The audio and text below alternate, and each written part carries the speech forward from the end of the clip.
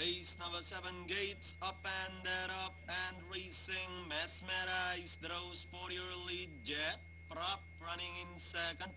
Down in third, Chuchinelli Dreammaker. Followed by Dayang Dayang, Sugar Daddy, and Rompe. Candado is running at the tail of the field. Past the last 900. Mesmerize in command by about a length and a half. Jet Prop in second. Running in third, Chuchinelli Dreammaker running alongside. Then racing in fifth, Sugar Daddy, Dayang Dayang, and Rompe Candado. Past the last 600.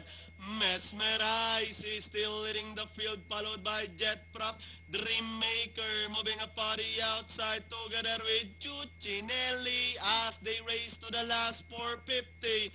Mesmerize is still leading the field, moving up now to take second. Chuchinelli together with Dreammaker. Jet Prop is by the rail with the last 150 more to run.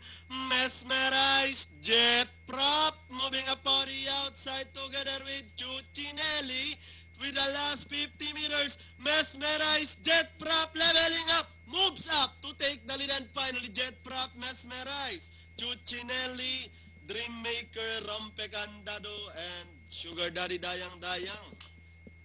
All right. So